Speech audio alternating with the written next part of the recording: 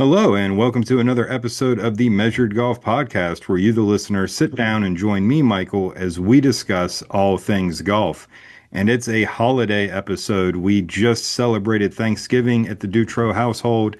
My wife was a phenomenal cook once again, kind of serving as the host for our family. Had an amazing time. We're able to survive Black Friday. Got the family back on the road before the big snowstorm hits here in Michigan, and it's time to get back to podcasting. So, a little bit of a delay on this podcast. Hope that's okay. I do apologize, but family comes first. And I hope that your family also had a wonderful Thanksgiving and is looking forward to a wonderful holiday season. But today we are going to talk about golf, how it's evolved, and how the golf swing has had to evolve with it as well, because I think a lot of people are quite frankly stuck in the past when it comes to the golf swing and how they go about trying to disseminate information that's going to be relevant to the current game. So, going to be a fun conversation today. Looking forward to this one. I really enjoy talking about this. I think I've probably hit on a few of these points before on previous episodes, but we're going to dive deep today. And we're going to talk about how golf is a very old game. So a lot of people are new to the game of golf that have come since COVID in 2020, 2021. And I think a lot of people think that YouTube started golf, but golf is much older than that. It's been around for a very long time. And depending on which source you use, golf kind of goes back somewhere between the 1400s and the 1600s and was a very, very, very old game that generally was started as something to do. There wasn't a lot of organized sports back then, as you might imagine. We didn't have modern healthcare, and a lot of the lords and ladies got tired of being holed up in their castles drinking and smoking all day because that's what you did back then. Because I would imagine without modern healthcare and without dentists and things like that, there's probably a lot of pain involved. So, a lot of these people were sitting around, day drinking, if you will, smoking heaters, and really looking for something to do. And they started whacking around rocks with sticks. And that was kind of the first iteration of golf. There's some of that recorded going on over in Asia. There's some of that going on over in Europe. And a lot of what was kind of going on in Scotland, which is kind of deemed to be the home of birth, is that, or I'm sorry, the home of golf, is that there was on the links land close to the ocean, there were these kind of paths and these kind of areas that had been worn down by time and people out with their animals and things like that. And they started kind of, looking for something to do. And, they got tired of beating rocks around with sticks and started fashioning these sticks into clubs. And then balls kind of started being introduced to this. And they weren't like the modern ball now that's very hard. They actually were quite soft. And, it was just the way it was. And they kind of did what they could do. And it kind of evolved and picked up some popularity. And in 1744, the Honorable Company of Edinburgh actually made the first set of rules. I believe it was 13 rules. And they started kind of having competitions and games. And anytime you have that, we need some rules. So the first set of rules is credited with the Honorable Company of Edinburgh back in 1744. And once again, this is a long time ago. This is before a lot of the modern things that we currently take for granted even existed. So golf's been around for this very long time. And as it's kind of aged, it's also evolved like most things. And we now find ourselves in this big technology kind of infused world of golf that we now kind of exist in. But we have to understand where we came from to understand where we're going. And more importantly, we have to fact check some of this information because if you have played golf, if you are a golfer, a lot of the things that you've probably been told to be true about the golf swing, about the game of golf, are regurgitated pieces of information. And how many times have they been regurgitated? How many times has this same information been passed down generation to generation? And in a lot of cases, I think it's a lot. And I don't think very many people think about the fact that a lot of the things that we hold to be true about the game of golf and about golf equipment just simply aren't relevant to the game anymore. So we know that golf's very, very old. I gave you a very short, very nondescript kind of history of where we're coming from, but a lot of things have changed. And if we get a little bit more current and we get a little bit more modern, obviously we're not playing with a feathery anymore. We're not playing with a gutta percha. We're not playing with persimmon heads. We're not playing with hickory shafts. You know, we all kind of know that golf has evolved, and now we have titanium and carbon heads with tungsten interlaced into them. We know that we have these composite shafts, and we've got a whole lot of tech. We've got a lot of ways to track things. We've got a lot of ways to measure things, but we have to understand kind of where we're coming from because a lot of people still kind of are very traditionalist when it comes to the game of golf.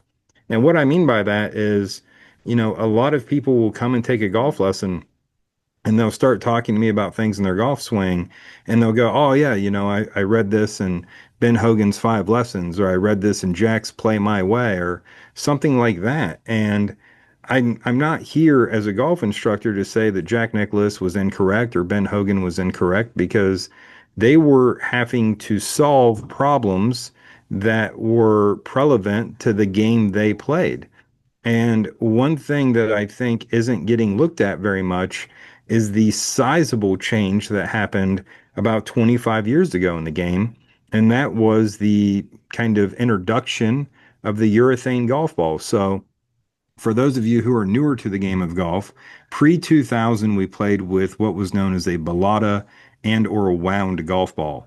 And that's kind of an important piece of information to know. So if you're like me and you're kind of a junkie when it comes to the clubs, and you like the old stuff, which I certainly do, if you go back and find Titleist's first titanium driver, which was the Titleist 975D, it's very difficult to find one that has more than 8.5 degrees of loft. It really is. You might find a 9.5 here and there, but good luck trying to find a 10.5, because A, nobody really used it. And B, if you did, you were considered to be like, you know, not a very good golfer. And a lot of the older drivers, if you go kind of pre 2000, you're just not going to see more than 9.5 degrees very often. And the reason for that is because of the ball we were playing. And that balata slash wound golf ball only wanted to spin and only wanted to go to the moon. And it's really interesting because a lot of golfers that are currently playing the game don't necessarily understand what that was like because they weren't playing the game then. As you might see if you're watching this on our YouTube channel, I've got a few gray hairs starting to show up in the beard. I haven't had hair on the top of my head in quite some time. And I did play during that time. And I remember, you know, you would go get a driver and it'd be that 8.5, 9.5 degree option because the golf ball just spun so much and wanted to go straight up in the air. I happened to grow up playing golf at a public golf course that was the highest point in the county, and it was always windy. And honestly, like you were just trying to keep this ball down out of the wind because if it got up into the wind, it just went absolutely nowhere. Now, you might be asking yourself, why does he keep talking about the past? Well, the reason I'm talking about the past is a lot of people and a lot of coaches still hold these books written pre 2000 in a very reverent space. And a lot of people out there are Ben Hogan fanatics, which is great. Mr. Hogan was one of the most iconic American golfers to ever play the game. And a lot of people really worship the words that he said. But he was once again trying to solve for the riddle that was golf at the time. And at the time, it was a balata game. And a lot of people don't understand that not only did that golf ball want to spin, but it also had a theoretical limit in terms of ball speed. So we love to talk about ball speed. Everybody's obsessed with it. And the theoretical limit of a balata slash wound golf ball was somewhere between 163 and 170 miles an hour. Now, why that's important is that's all the harder you could hit this thing and predict what it was going to do. We didn't have long drive back then, and it didn't matter if you were big and strong if you were a little bit smaller because you could only hit the golf ball so hard. So back in the day, the mission wasn't to hit the ball as hard as humanly possible, which is why I believe Corey Pavin, who wasn't a very big person and didn't hit the ball a very long way, was able to win a US Open. Because if you go back and you watch some of the old footage of golf pre 2000, what you're going to see is that the players are hitting it out of one another's divots all day long, every tournament, every week.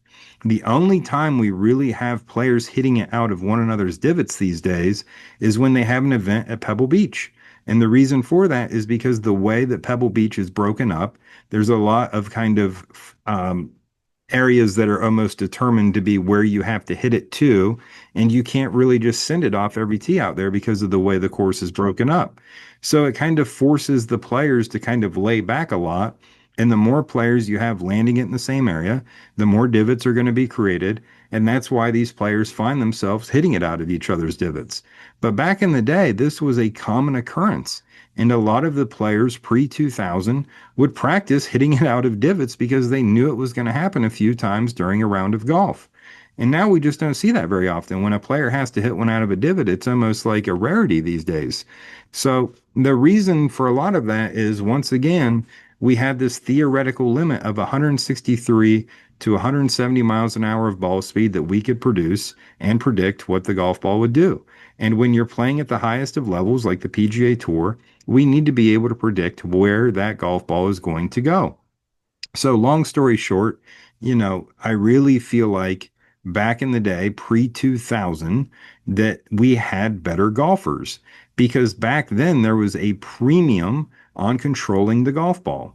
Now, since 2000, since we came out with the urethane golf ball, I would argue that we have athletes playing golf. But a lot of the skill that the golfers pre 2000 had, I would say, is generally at a higher level. But today, because of the urethane golf ball, which actually has a theoretical limit of closer to 230 miles an hour, now all of a sudden these guys can just gouge it out there. And I'm sorry, they can just bomb it out there and they kind of just gouge these golf courses to death. And they're playing a different game. They have way more opportunities with short clubs in their hands, and they're able to attack these golf courses in a completely different way. If you kind of listen to any of the guys on the senior tour when they're asked about the current game, they're all just kind of in disbelief because they're currently playing a lot of the same courses that they played back in the day.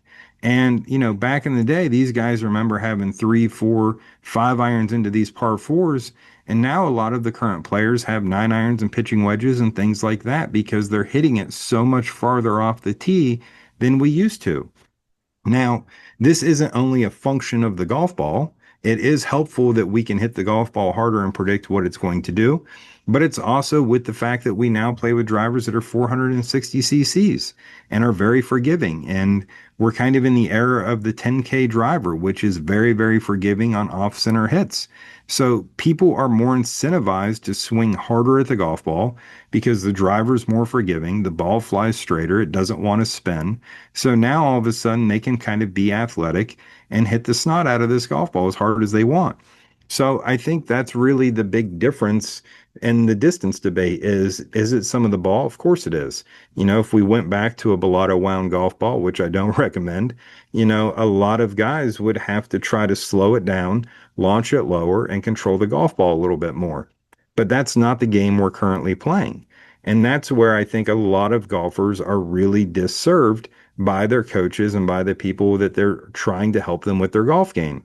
Because by and large, what I tend to see is a lot of monkey see, monkey do, and a lot of copycat stuff. One thing that, kind of inspired this podcast a little bit was, and I've had this happen before, but recently it really kind of hit me like a ton of bricks. But one of my players, she plays on a small college team, nice little player, but she had, come in and was working with me, and she was talking about one of her teammates that was really struggling. And I was like, oh, that's, too bad. And hopefully she can get some help. And she goes, oh, well, she doesn't take golf lessons, so I've been helping her. And I go, oh, that's amazing. How have you been helping her? What have you been saying? She goes, I just tell her a lot of the same things you tell me. And, I'm hoping that helps. And it's funny because, we tend to repeat the information that we've been told, and maybe it works and maybe it doesn't, and maybe it's relevant to that person and maybe not. But there's a whole lot of this kind of passing on this information in the golf industry. And we kind of hold these things to be truths. There's a lot of people out there that are still telling people to keep their head down. There's a lot of people out there still saying to stay in posture. But now that we have all these tools and this ability to measure and kind of understand what should be happening and have a better understanding of the physiology, we know those things not to be true anymore. But they're still being perpetuated. That information is still being shared. And it's not out of malice. It's just people don't know a lot about the golf swing. So anything they do know, they just tend to share. And then the crazy thing about golf that makes golf kind of difficult, I think, is that for the most part, when we're out there hitting balls, doing our thing, trying to work on our own personal golf games, we may tell ourselves to do something, may or may not actually do it, but then we see the golf ball fly better and we go, oh, see, if I just keep my head still, I hit it way better. Now, whether they kept their head still or not is very subjective because the person is dealing with their feelings and with the outcome. But what we can do now is we can actually measure these things and look at what the best players, men and women, do in the planet and go, hey, based off what we've measured, what we've seen, the head actually moves some in the golf swing. But a lot of people are holding on to this old information. And I think it's very detrimental to the growth of the game, to people getting better, because a lot of this stuff, as I said earlier, is almost treated like it's written in the Bible. And it's not. It's very subjective information. I've got a list here of four books here that really get mentioned a lot to me. And I also have the dates they were published. And I think this is important. So, at the top of the list, probably the best-selling golf book of all time in terms of instruction has got to be Ben Hogan's Five Lessons. And wouldn't you know it, that book was published in 1957. Harvey Pennick's Little Red Book, 92. Sam Snead, How to Play Golf in the 1940s. Jack Nicklaus, Play My Way, 1974. And the thing is every one of those books is pre-2000. None of those books are dealing with the current game. And I'm not saying that there haven't been books written recently and since 2000. There have, but you don't see a lot of golf coaches really putting up the pictures of those people. They still have Ben Hogan's swing sequence and Jack Nicklaus swing sequence. It's all over their academy and it's worshipped.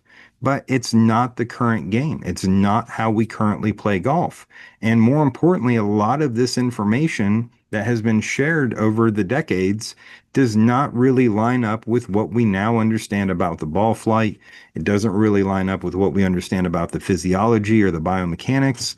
And it's really not information that is going to be helpful for the current game. So I think it's really important that when you're looking at trying to get better at golf and you're looking at trying to improve your golf game or maybe seek instruction, you have to understand who is instructing me and what information do they have that they're going to share with me and is it relevant to the modern game. And I'm not saying that every old golf coach, right? And I say the word old, as nicely as I can, but every old golf coach isn't necessarily teaching these old things. There's a lot of coaches who are older who are just absolutely enamored with the golf swing, have a launch monitor, have force plates, have 3D motion capture, and are really trying to update their knowledge base.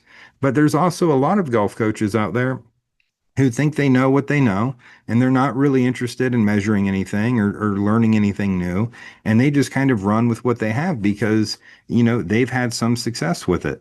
And I think that's a very dangerous place to be. And I don't think it's very fair to the consumer or the person trying to get better at golf because when that coach decides that they know everything they need to know and they've got it all figured out, they're not sharing that with the person that shows up to the lesson tee.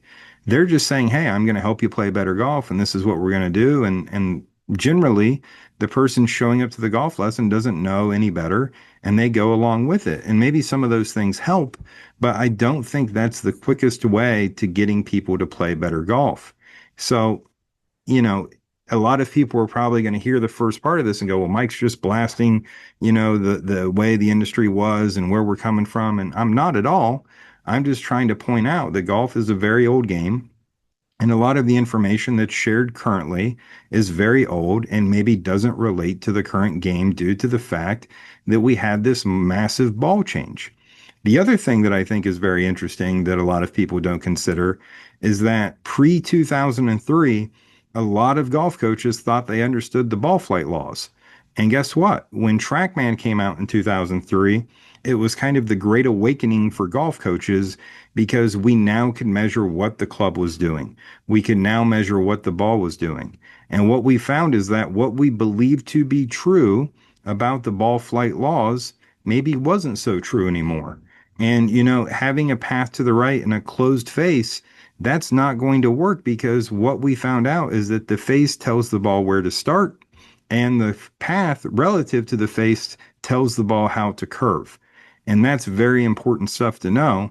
And a lot of people out there are still teaching that path is generally what tells the ball where to go because there's a lot of literature out there that still says that. It hasn't been updated. We haven't burnt those books. And a lot of coaches still have it at the top of their bookshelf and still reference it when it comes to coaching. But in reality, the ball flight laws are now much better understood thanks to having a launch monitor. TrackMan came out in 2003, really was this great awakening and really better helped us understand how the golf ball actually moves and why it moves the way it does.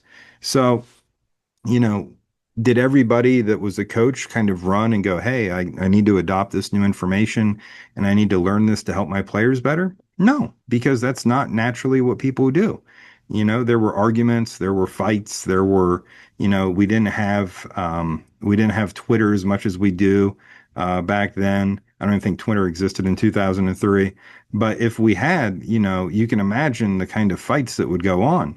And it's kind of funny because I feel like we're currently kind of going through something similar as the force plates become more popular. And as many of you know, I'm known on social media as the force plate guy. And there's a lot of people out there who don't see any relevance in the force plates or the data they provide. But how could you not? All it's doing is measuring how the body is moving in three dimensions, or I'm sorry, why the body is moving the way it moves in three dimensions in real time. And I think the force plate data is great. Now, the issue with the force plate data is that it's quite a bit more difficult to understand than just, let's say, a launch monitor and how the club moves and how the ball moves. Because when we start talking about the body, a lot of golf coaches don't have a background in understanding the physiology or the kinetics or the kinematics or how those are tied together. And that's where all of a sudden golf is really morphed from a game that we kind of play and was started a long time ago and people just kind of figured it out and beat rocks around with sticks to where now it's more of a science. And if you really want to understand what has to happen in the golf swing, I think it's important that instead of looking at the golf club moving around the body first and foremost, I think we have to look at how the body's trying to move. And once we start understanding these movement patterns, it's much easier to get the person to kind of move in a different way, then add the golf club to it. And now it's much easier to manage this golf swing versus trying to make a golf swing work with a very inconsistent or a motor pattern that doesn't really line up with what we need the golf club to do. And that's where I think it's really gotten a lot easier for me as a golf coach to help people. Because if you watch people swing a golf club, it's not hard. I think most people can do this, but with everybody having an iPhone or something similar in their pocket that has a great camera on it, we can film these golf swings at ease. We can kind of look at it and go, oh, well, the club's too steep here, the club's too shallow here, or the body looks like this, the body looks like that. But we don't really understand why this is happening. We don't understand the sequencing required of the human body to make an efficient golf swing. And if you don't understand those things, it's very easy to kind of point and shoot at all these problems. But generally speaking, and in my opinion, I believe that a lot of the things we see happening in the golf swing are a reaction. And if we get to the core issue and we get to, let's say, the mouth of the river and we start cleaning there, eventually the river will start clearing up and get clean. But if we start trying to clean the river 5 miles away from the source or the mouth, Then all of a sudden, it's never getting clean because it just keeps backfilling with dirty information or dirty water. So all of a sudden, it's really helpful to have an understanding of how the human body interacts with the golf swing because obviously the human body has to move the golf club.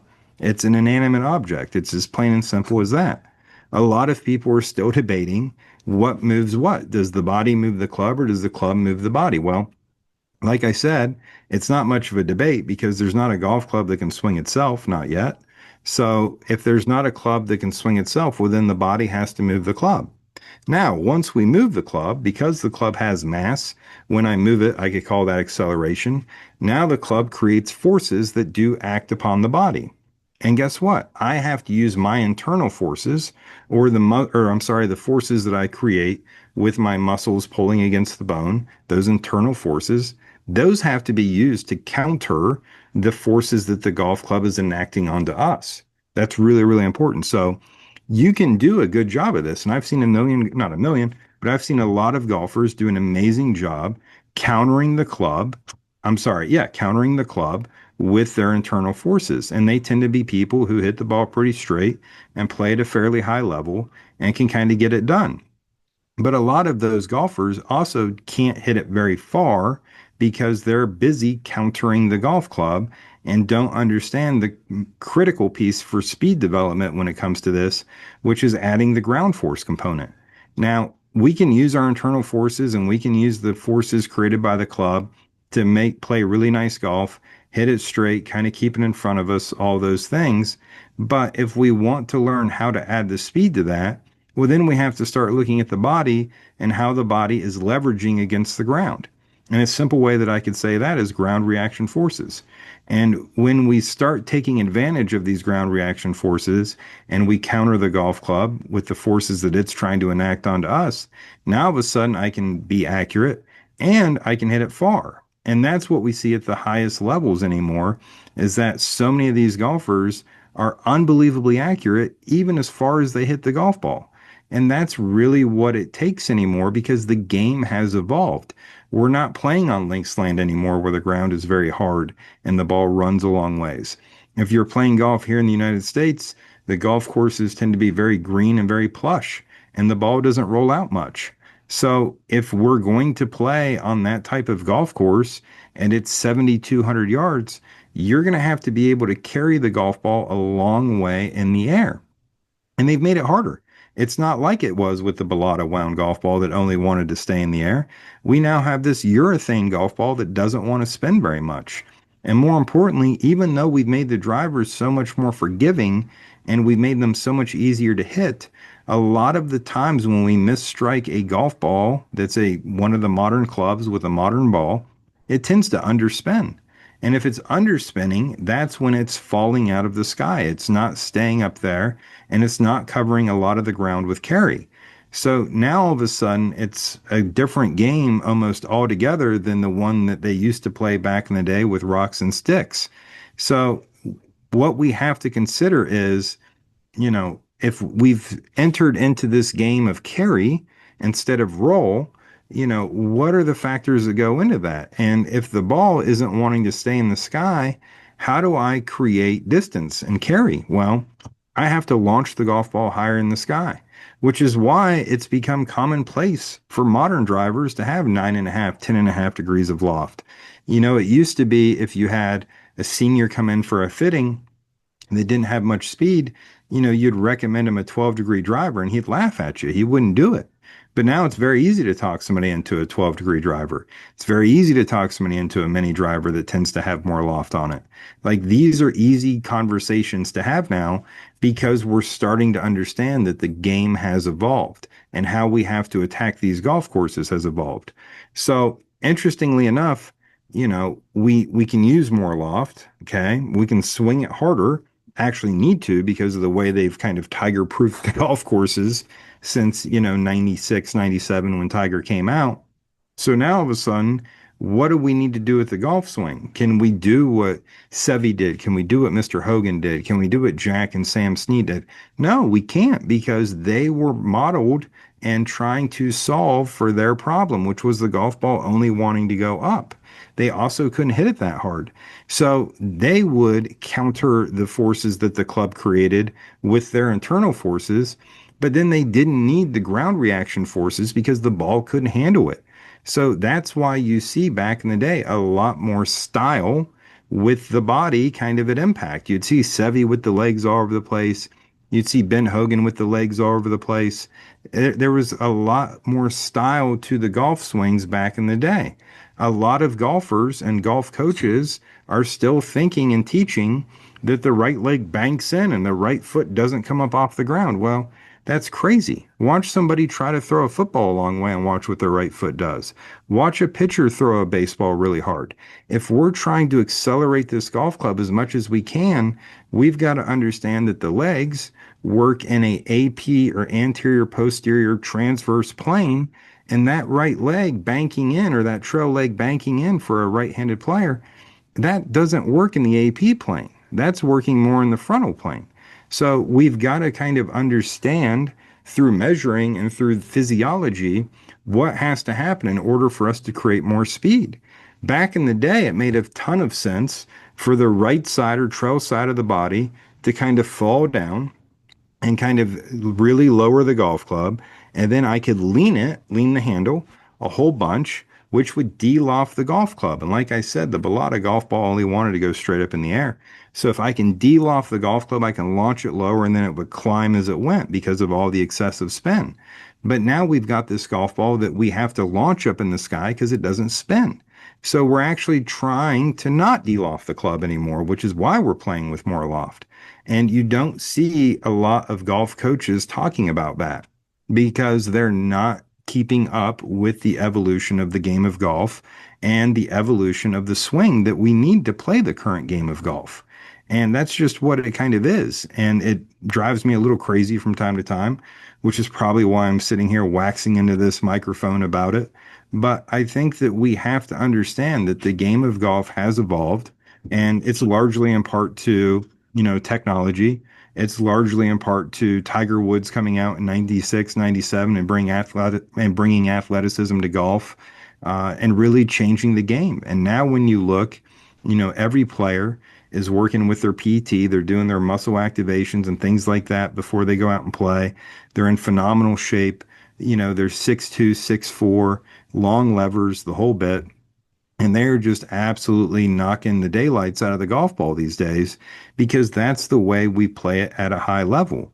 And the way that they're setting up these golf courses, there's no way that you're going to be able to short game it enough to keep up and to make up the discrepancy between being a bomber on the tour, which is why, we see the average club head speed on tour now is up to 117 miles an hour.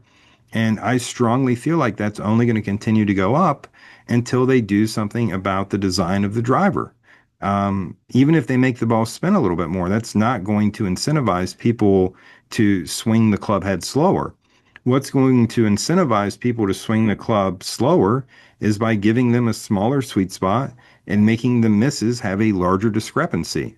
But as long as they have one of these 10K watermelons on a stick, they're going to keep swinging hard at it and they're going to keep hitting the ball as far as they can. Now, if they're going to do that and they're going to stay healthy, then that whole ground reaction force creating leverage against the ground scenario is going to have to be better understood. And that's where I feel like, as a current golf coach, you're going to have access to force plates. You're going to have access to a launch monitor. You're going to need access to 3D motion capture because the game has changed and we have to be able to keep up with it. And a lot of people out there, play the game of golf as that, a game. But for those of you that are wanting to get better or wanting to hit the ball farther or wanting to be more consistent, this information is key because without it, we're guessing. And when we're guessing, we're kind of relying on maybe old information that isn't that relevant. And even if you do some of that stuff, will you hit the ball a little straighter? Probably. But you're more than likely not going to be the longest hitter in your group without understanding how to create that leverage against the ground. So, if you're somebody that is interested in getting better and is seeking instruction, one of the big things that I would be looking at when I look at a coach is A, who have they worked with? B, have they gotten any better? and see where does their information come from. Are they staying up to date? Are they going to conferences? Are they learning from other coaches and other professionals? For me, I'll be upfront about it. I haven't been to a golf continuing education in quite some time. And the reason for that is, I have a fairly good understanding of what the golf club needs to do with this current ball. What I do attend a lot is medical conferences, and I tend to wind up with a lot of like surgeons, and they're like, wait, you're not a surgeon, like you just teach golf. Why are you here?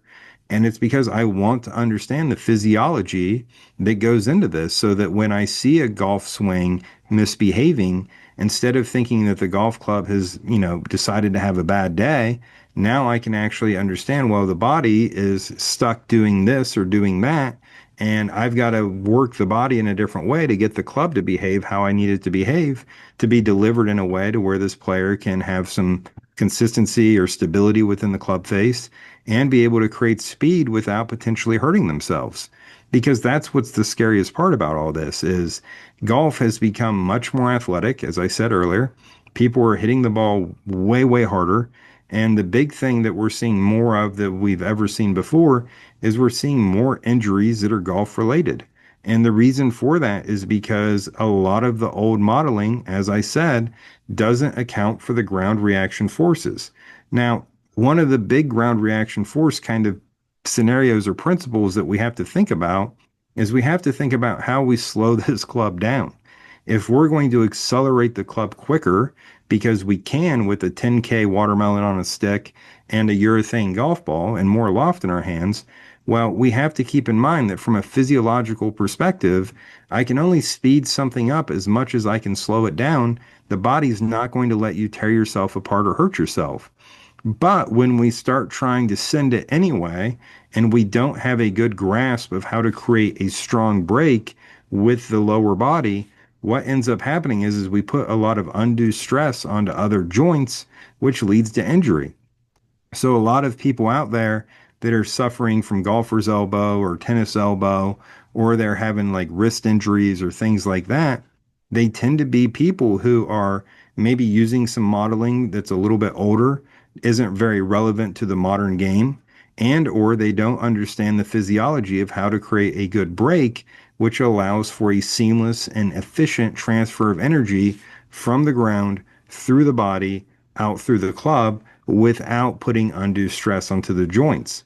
And that's where I think a lot of people are really missing the mark and why you're seeing such high injury rates. I also think that there's a lot of people out there who have their children playing golf, young people playing golf, and they keep telling these young people that they got to hit it farther, they got to hit it farther, they got to hit it farther.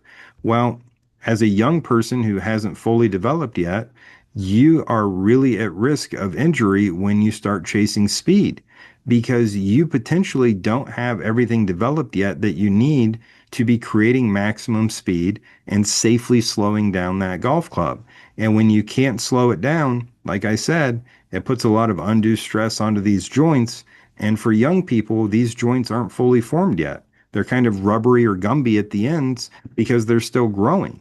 So when we start putting all this stress on a not fully formed joint, not only do we potentially cause injury, but we also start seeing developmental problems down the road. Because as we all know, golf is a one-sided rotary action, and we're not generally doing anything to offset that and doing work on the other side of the body. Once again, a lot of people haven't adopted and understood that one of the best things you can do for your golf game is to be physically fit and to be mobile on both sides of the body. And that's where I think you see that the tour players and the high level athletes that play golf are really way more conscious of doing the work in the gym, which isn't just lifting. There's a lot of mobility and kind of PT style stuff going on out there. But that's where we're seeing the evolution of golf really, in my opinion, the most is that so much of the golf training is now happening away from the driving range, happening away from the golf course, and happening more in a gym PT type space, because that's where golfers can really train the motor pattern. that's where they can make the change necessary to make it. Because the minute we go to the driving range and put a golf club in our hands, that's when all of a sudden, like, we kind of go back to what we know how to do because we're worried about what the ball does and we feel judgment. So I think it's really interesting how golf has evolved, how it's changing. I just in my career, being I just turned 41 years old. I've been playing golf since I was 6 or 7, and kind of going back and thinking about what we used to do and what we tried to do, and now kind of how the game has evolved and what's kind of been blown out of the water, so to speak, and what isn't considered factual anymore. It's really surprising to me. And then every day when I come in and I'm privileged enough and have the honor of coaching people, getting people on force plates and TrackMan and 3D motion capture and looking at how they do it. And, the body's always full of surprises. So it's a constant learning, it's a constant evolution. And I don't think that there is a way to swing a golf club. I think there's a lot of different ways to swing the golf club and get it done at a high level. But I do think there is a way to move the human body. And I think that's pretty well understood at this point. That's why we have, a hip surgeon. He understands how to fix a hip because hips are supposed to move a certain way. And he's able to go in there no matter how you play or how you do your thing and able to fix your hip because he has this understanding of how hips work. Now, I'm not saying that I'm as smart as a hip surgeon, but I do understand the sequencing of the body. I do understand how the muscles and ligaments contribute to the golf swing and how the myofascial system kind of transfers that load through the body from the ground out to the club. And when we start understanding some of this from a physiological perspective and we start kind of checking the box with the movement, like I said, the golf swing becomes much more manageable. So I think that's cool. I think that's really exciting. As somebody who never played at the highest level that he wanted to, I don't have to rely on my shortcomings or my lack of understanding that I'm going to pass those on to my clients because now having a better understanding of what can and will happen, it's much easier for me to be a better coach than I was a player. And I think that's amazing. I love it. Like if you made me pick between playing golf and teaching golf, I'm teaching all day long, man, because I love it. It's really what I'm passionate about. I still love to play golf. I still can play golf at a fairly high level. And I've gotten better. That's the interesting thing as well. They say you shouldn't teach yourself golf. Well, luckily with this technology, the force plates, the TrackMan, the 3D motion capture, I'm able to coach myself and I've gained speed. I hit it straighter. I probably 2 summers ago had one of the better summers of my life playing golf. Broke par a whole bunch, hit it farther, just really enjoyed the game a lot. Last year wasn't my best year, but it was also one of my busiest years coaching. So I just didn't have the time to put into it as well as kind of dealing with some other things. But, I'm excited about where golf is going. I know there's a lot of people pushing back against a lot of the technology and things like that. But that's always the way it is. The old guard always kind of wants to be right and wants to, be able to kind of ride off into the sunset and doesn't want to invest. And I love investing in this. Like, I have multiple sets of force plates, which you're never going to make a return on your money with. I have multiple TrackMan units. We're talking about bringing in another 3D motion capture system. I love investing in this because I want to measure. I want to not rely on what I think I know. And it's very important for me and for anybody associated with measured golf to, get it right for the client in front of us, however they need to do it. But at the end of the day, there is a lot of overlap in what we say because everybody that we coach golf to is a human being. And as I said, while there are different ways to swing a golf club, there's really only one sequence that works really well for the human anatomy. And if you can get people in a better sequence and kind of understanding their internal forces counter the golf club forces, and then getting them able to take advantage of the ground, this whole process just gets a lot easier for the golfer. So I think it's cool. I think it's interesting. I'm not sure if you will feel the same, but at the end of the day, I got some great advice not too long ago. And somebody told me, they go, if you try to make content worried about what people are going to like, it's always going to be bad content But if you make content that you find interesting and like talking about, generally there's an audience for it. So I'm hoping that advice holds true here. So, been a fun episode. I've enjoyed this conversation. I love looking back at golf and seeing how far it's come. Football doesn't have that history. A lot of sports don't have that history, but golf does. And, it comes from a very primitive place. And to see how much it's evolved and how much it's changed, I think that just speaks to that kind of itch that we all have as golfers. And I've said it before, but I definitely think golf is more of a religion than a game, especially if you've been bitten by the bug, which is most people who play it. So, really cool. I love it. I think it's great. I think it does a lot of wonderful things. It teaches us a lot of skills that we can transfer to other parts of our life. But I also think that we have to keep up with it and we have to grow and we have to evolve and we have to recognize where it's been and honor our tradition. But we also have to recognize what our potential is with this. And I think golf can continue to get better. I think the players are going to continue to get better.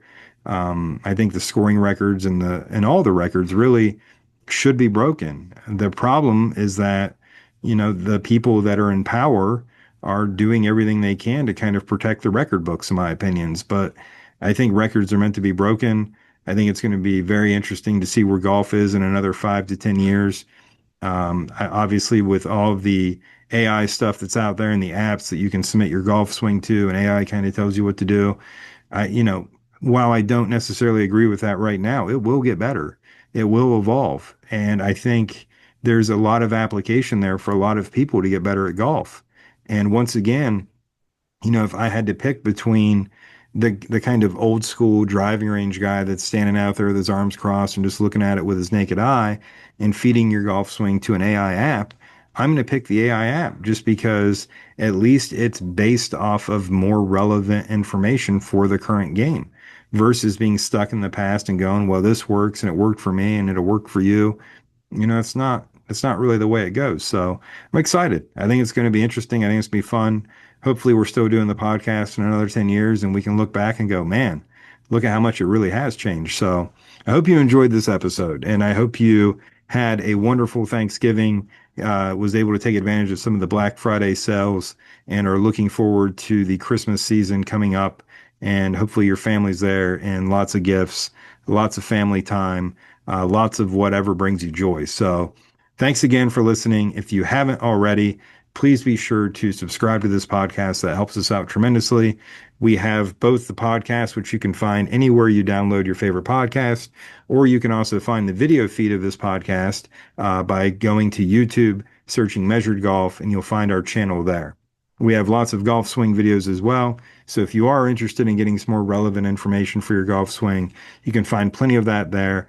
We are expecting in the new year to get the YouTube channel back up and running for more of an instructional side, which we're very, very excited about. But we also have social media as well. So you can find us on social media at Measured Golf. You can also find me at the Force Plate Guy. And if you can't remember any of that, you can always go to our website at measuredgolf.com where everything is linked. So thanks so much for tuning in. And until next time, keep grinding.